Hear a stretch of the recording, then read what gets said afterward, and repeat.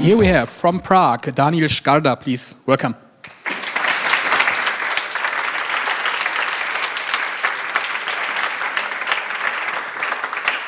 Thank you very much for kind welcoming me. I will start with the question, who loves debugging? Hands up.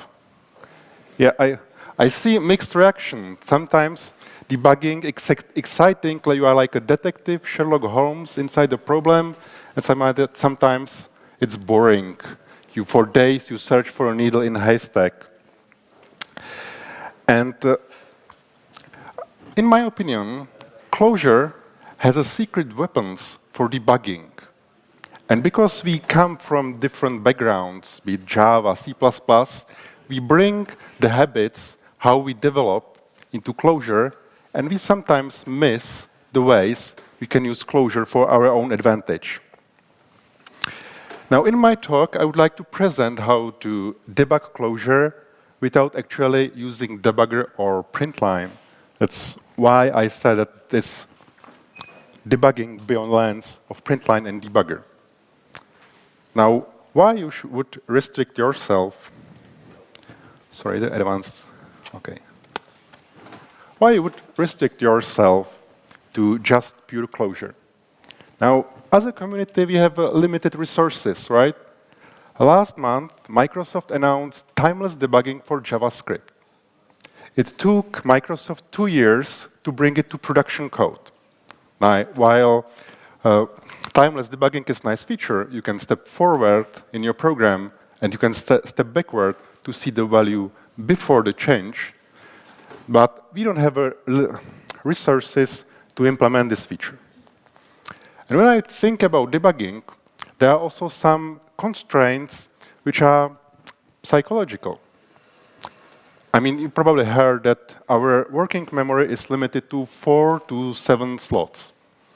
My friend likes to talk about them as a hands. So when you debug, you have one hand touching the specification. Now we are in problem, and you see the values of current function, you see the specification, then there is a boss standing behind you asking, is it done? And as all these little things take away these hands from you. So you are left with just few memory slots, and into these memory slots you can fit just something simple. So I think this is the reason why we still revert to print line and debugger every time we see the bug, because we just don't have the capacity to use some sophisticated tools. And the nice thing about Clojure Core is we use it every day, so it will fit into these slots. Now, the last thing about making a restriction is that it fosters your creativity. If you have limited resources, sometimes you can do much more. And I'm interested how to make more with less without spending 2 years of development and polishing a timeless debugger. Now, every Clojure talk has 2 parts. One is you have to say some definitions, and then you have to use word complex. Now, this is my first part, so definitions. What is bug or defect or failure? You start with some defect in your code. So with the red parts, and it propagates your state catches infection, and it propagates down to failure, which is observed by user. And sometimes it's much later than this defect happens. And the problem with debugging is that you have to reverse the flow of your program and find the defect which caused the failure which user observed. Now, the debugging is hard and our application get more complex. 1 year ago, I was faced with this problem. We wrote an application like maybe you can imagine a Dropbox or Google Drive, where user could share their documents. And thanks to operational transformation, you could see updates almost online. Now, we had a nice bug discovered by our tester, which manifested with 3 clients. So client A created 2 files, A and B. And then, good, everything works. Everybody see A and B. Now, the client B deletes, sorry, the second client removes file B, while first 2 clients see only A, while the last client sees only A and B. It's failure. So how would you approach such a problem? It's a problem of distributed state split into between 4 parts, 3 clients, 1 server. We had the encryption in between, so it is distributed problem. And where would you put the print line or the debugger to understand what's going on and why there is so big difference?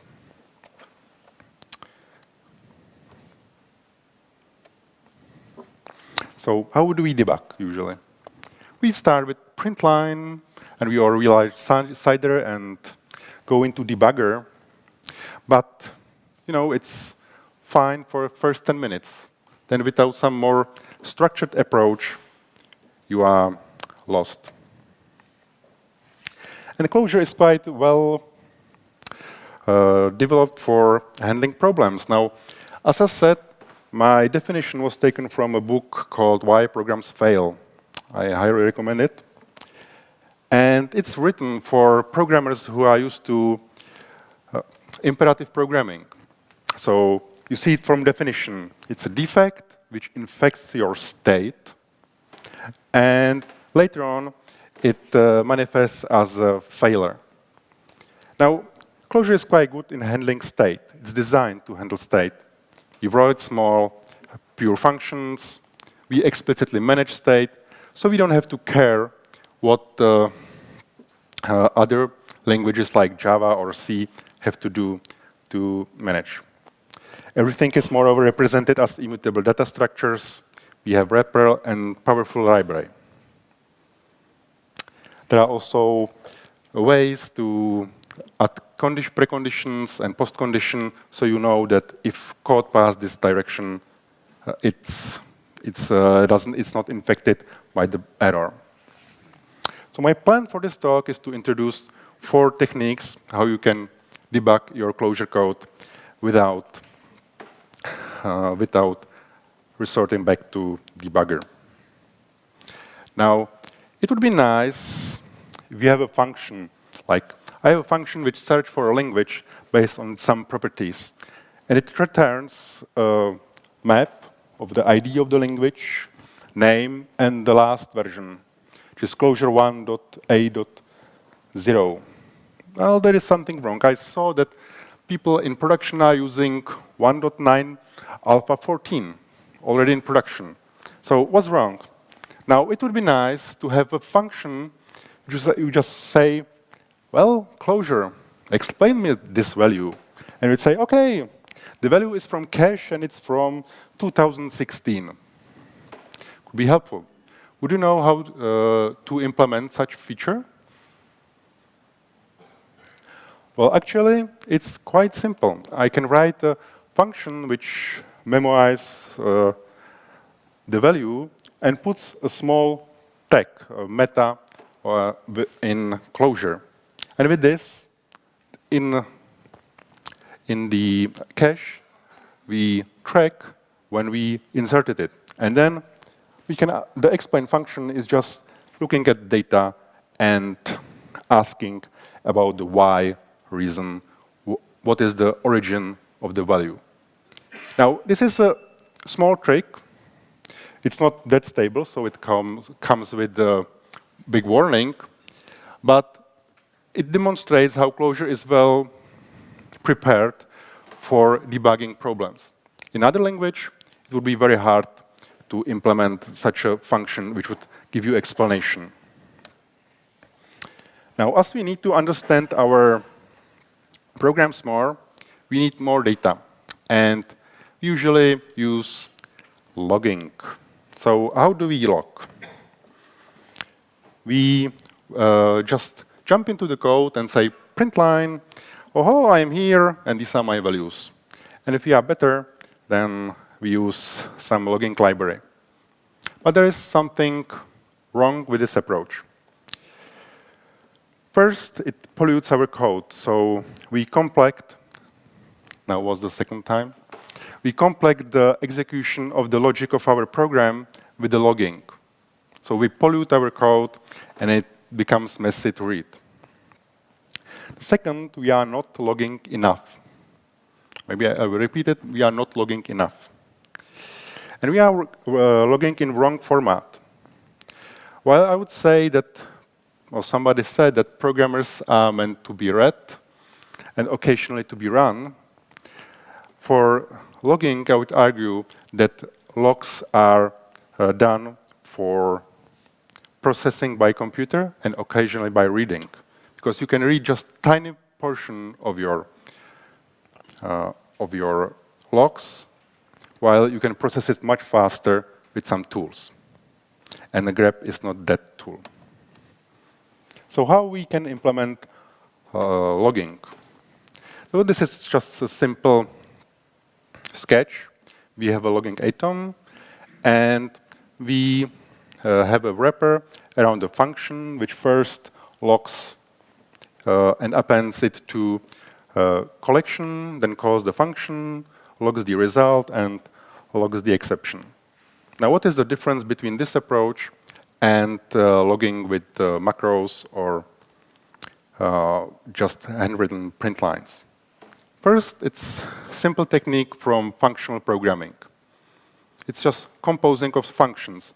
We don't modify the original code. We don't use annotations, code instrumentations, aspect-oriented programming, or whatever. And finally, log is the data. So there is no serialization. We use same data structures for values and for our logs. And that has many implications and benefits. But before that, let's talk about some drawbacks of this approach. First, it's an observer effect. As I observe some behavior of my program, well, I unintentionally modify it, like the cat in the box. You don't know if it's alive or not. And as you observe the program, you use atoms and implicitly serialize everything. Then there is a cost in memory and performance, for sure, and also exploration. If I collect huge data, how would I introspect it? But before we talk about the benefits, what we can log. We can log stacks, exception, timing. If a function returns a channel, we can intercept all values it returns and put it into logs. Hell, we have a structure sharing. We can even log our full application state. So that's what I meant when I said we are not logging enough. The state doesn't change that much. And if you log everything, including the state, we have full view of what's going on in our program. And we can query it. There are some ways how you can use such logs to discover and test your ideas about how your code behaves. First, you can query with Clojure, in Clojure, what happened to your program. For example, what are the all exceptions associated with foobar function? You execute your code, you inspect your logs, and get the answer. You can mock functions. If there is some expensive component, you can just collect all values and quickly produce a mock which will act as a component in your program and behave as a function with the values you used in previous rounds. Some other benefits. You can replay your logs. So without executing or just asking user to repeat his actions on the front end, you can take the logs and replay them. You can put them into unit tests. You can take two different runs and compare them. If you have one failing run and the second one is passing, you can find and ask, what is the difference between two runs? And you can do it in pure Clojure without accessing any other library. And there is another option. You can store these logs. Well, disk is cheap, and if you store the value of your previous runs, you can query them in future. Does anybody try the Simulant? No one. Simulant is a tool developed by Cognitec to debug and debug Datomic, and it works like this. You have a test case, and you store all your data coming from your application into Datomic database. And without tests, you can run your code and then test it by querying your logs if it holds some properties on these logs. So you can write your code and write the tests later and use logs to ask if some particular version in the past was or was not affected by some bug. Another thing we can do is simplify our inputs. Sometimes the bug has a very complex state and it's hard to understand. And there are tools which we can use to simplify the input. Sometimes we do it by hand. Here I have some foo function, and when I run it with this user input, bang, I have an arithmetic exception. Maybe as you are looking on the code, you think you know what is wrong, but let's do it the dummy way. And I do it by taking the input and trying which parts of the input are relevant to reproducing my error. So I take away the second part, and it passes. So I return something back and try to cut out the first part and gradually narrow it in a series of fails to just one counterexample, and it's two successive number 7 make my function fail, because we have this division by 0. And if our simplification algorithms is clever, then maybe it will simplify it even to succession of 1 and 1. The algorithm is very simple. You can do it by hand. For example, in 90s, Mozilla used it to simplify HTML bug reports. So if you have a large HTML bug report like 1 megabyte and it says, when I load it, Mozilla crashes, then you want to simplify and find which elements are relevant to the failure. And maybe you heard about test check library, which does it the same for testing, and even it will generate the testing data for you. But sometimes the input is just too complex, and this method of simplification fails. For example, if the input is really complex nested data structure and it fails, and our simplification algorithm fails as well. It doesn't simplify at all. But luckily, we have another instance which returns some value. And now we can do something different and ask a question. If we have some failing run and some passing, so could we somehow say what is relevant for this failure from the difference? Now let me give you an example in a picture. Like you have two somehow curves in a space. One is green and one is red, and you want to find and narrow the area between to find what is wrong. So you can somehow try to push the boundaries until you find a place what is really different between to these instances, one failing and one passing. Well, the algorithm is similar, and it's called delta debugging.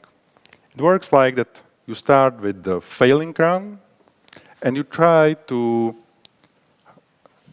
go closer to the succeeding one, to take some difference and apply it on the failing run. And if this call succeeds, then you know that you have a new succeeding call, which is much closer to the failing one. And you iterate and iterate and get to the real difference. There is one instance of this algorithm you probably tried in the past, and it's git bisect. It works like this, that you have some version of your code which passes, and some previous or new version which fails some tests. And you can then go between and see, is it passing or testing, or is it passing or failing, and gradually you narrow the difference just to, hopefully, one page set which made a change which breaks your program. So you can simplify or delta debug not only your program input, but you can see it in bigger picture, like what is input of your program? Well, input of your program is not only the values which pass into, but also the configuration of program, maybe the source code. Maybe in the past you try the similar approach, like the delta debugging with your code. You just comment out some parts and see if it's working or not, and try to narrow down what is the real difference between passing and failing.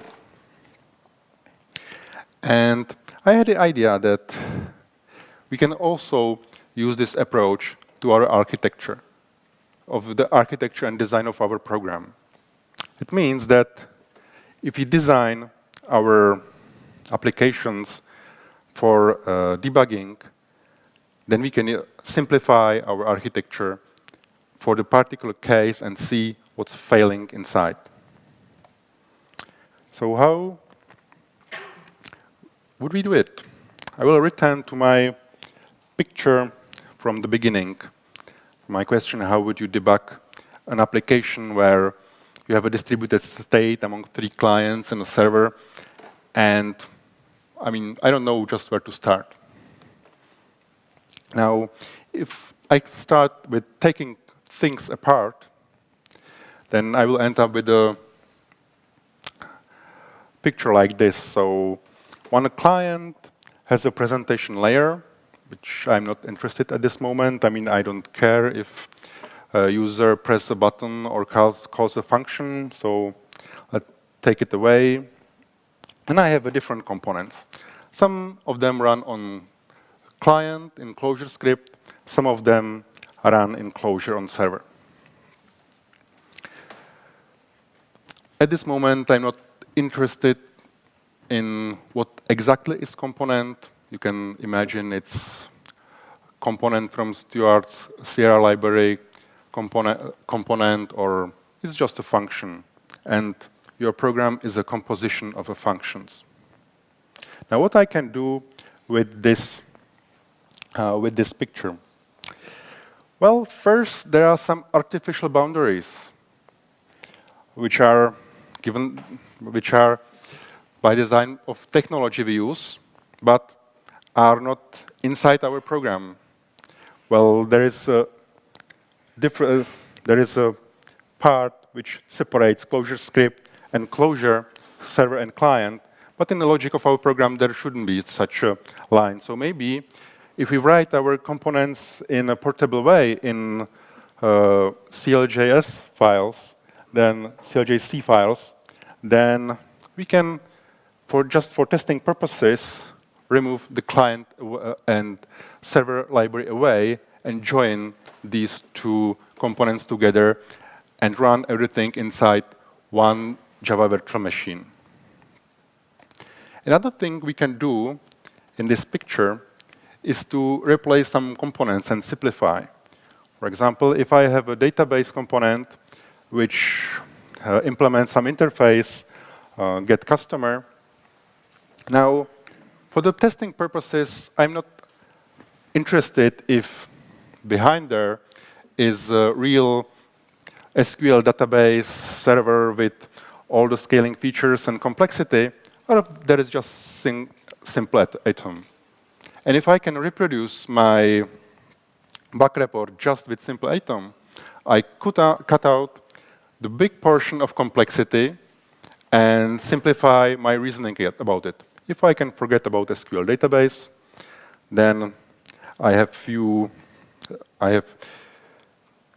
problems out of my table.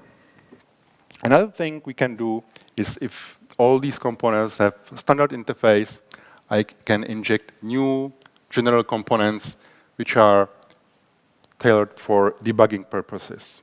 You can put there logging to atom, or do you know how your code behaves under latency? It's a simple component we just put there some weight, and you see how your program performs under latency. You can introduce errors and see how your application is fault tolerant. Okay, so if we simplify, remove transfer, remove database, remove presentation layer, we may end up with a very simple architecture which can run only in JVM. We have a client and server. Everything runs on the same machine, backed by one atom, and we can execute the same code or same testing script. And then, finally, we were quite lucky at this time. We just took the state of two clients, the failing one and one which succeeded, and used standard Clojure library, which is even part of Clojure distribution, which is called clojureD diff. And it's a very powerful function, maybe you are not aware. It compares two values and provides you vector of 3 values. First contains what's only inside the value A, what is inside value B, and what is the difference between these two values.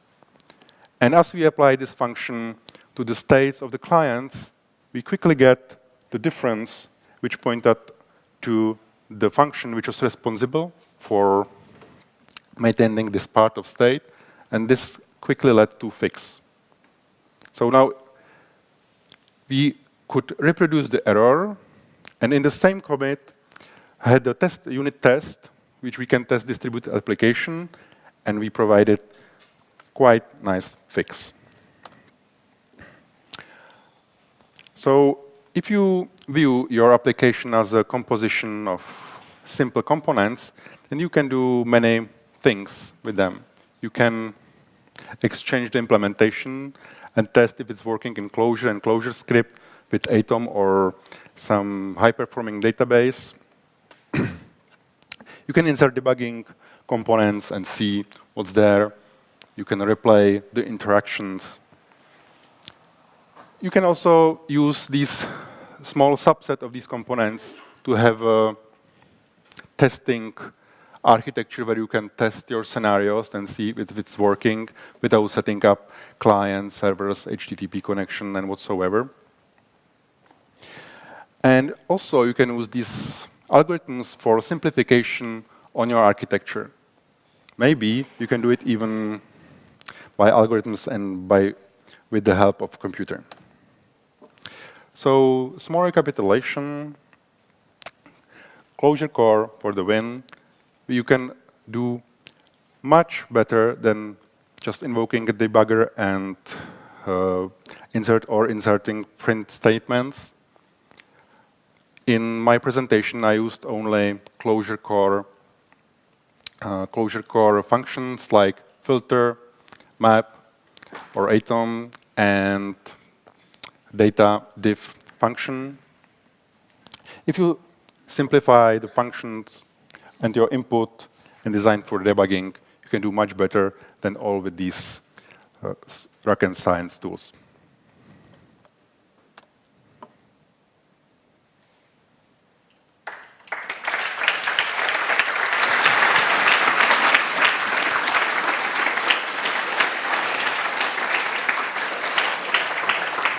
So thank you again.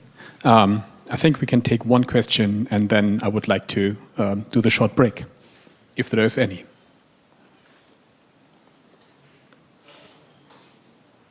This is not the case, so thank you, and see you in 15 minutes.